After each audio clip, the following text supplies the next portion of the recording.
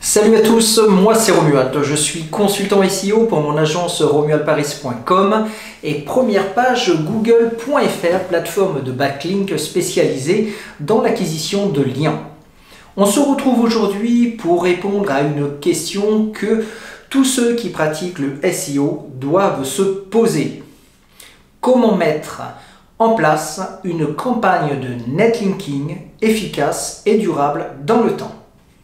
Alors je vous préviens tout de suite, le netlinking est une arme redoutable à manier avec précaution car nombreux se sont brûlés les ailes en tentant de créer des liens douteux pour aller plus vite que la musique.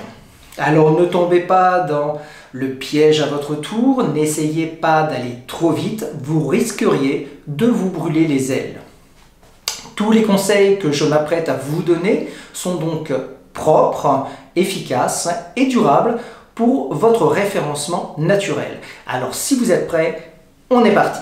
Vous avez du mal à trouver des partenariats pour faire des liens. Alors pas de panique, j'imagine que vous avez des concurrents. Alors vous pouvez aller checker sur des outils tels que SEMrush, leur nom de domaine référent.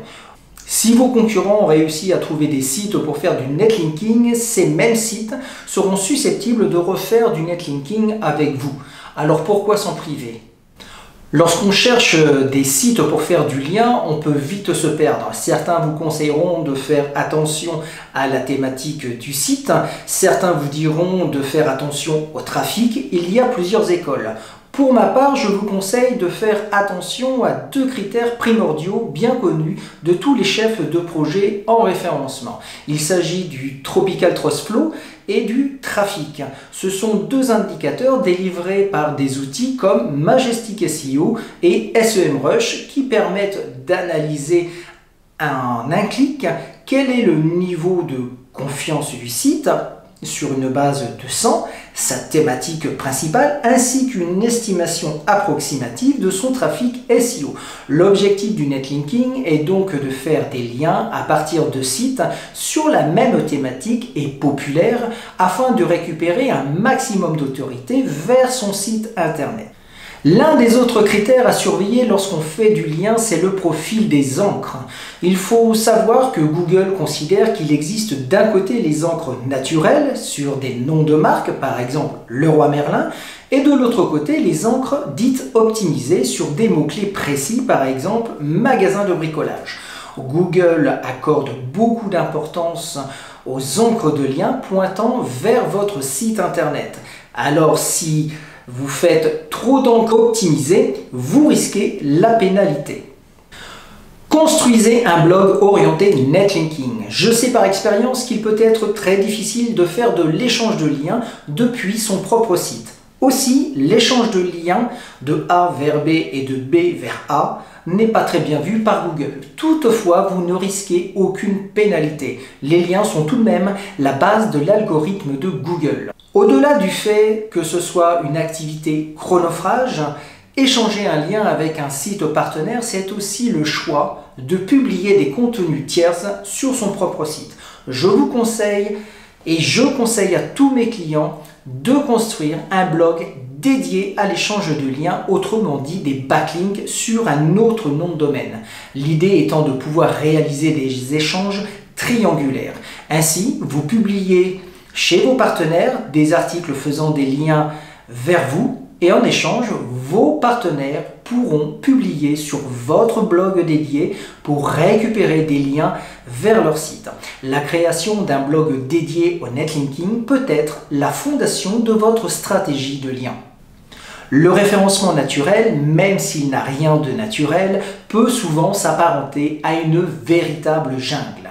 C'est d'ailleurs la raison pour laquelle vos concurrents se tirent la bourre et utilisent des techniques de négative SEO pour faire chuter les uns et les autres dans les résultats de recherche de Google. Par exemple, vos concurrents peuvent pointer faire pointer un grand nombre de liens issus de sites de faible qualité vers votre site. Ils peuvent également faire des liens depuis des sites adultes vers votre site qui a une thématique automobile. La thématique n'étant pas la même, Google n'aime pas ça. À noter toutefois que Google serait susceptible de ne plus vous pénaliser pour cette pratique, mais de ne plus prendre en compte les liens négatifs, ce qui serait pas mal. Le négative SEO impacte négativement votre référencement, alors pour éviter cela, je vous conseille de contrôler régulièrement vos liens entrants pour mesurer la qualité et la quantité. Des outils comme SEO Observer peuvent vous y aider. N'hésitez pas à multiplier les liens sur les sites puissants. Il paraît qu'il ne faut pas faire plusieurs backlinks à partir du même site. C'est faux. C'est un préjugé.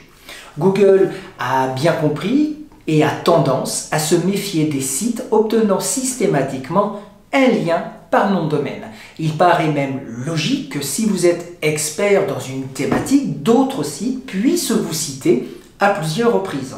N'hésitez donc pas à multiplier les backlinks en provenance de sites puissants dans votre thématique. Ma vidéo sur le netlinking touche désormais à sa fin. J'espère que ces quelques conseils vous seront utiles pour améliorer votre stratégie de lien afin d'optimiser le référencement naturel de votre site à court, à moyen et à long terme. Je vous dis à très bientôt et n'oubliez pas que pour l'achat de liens, vous pouvez vous rendre sur le site première page google.fr. Je vous dis à bientôt. À très bientôt dans une prochaine vidéo. Ciao!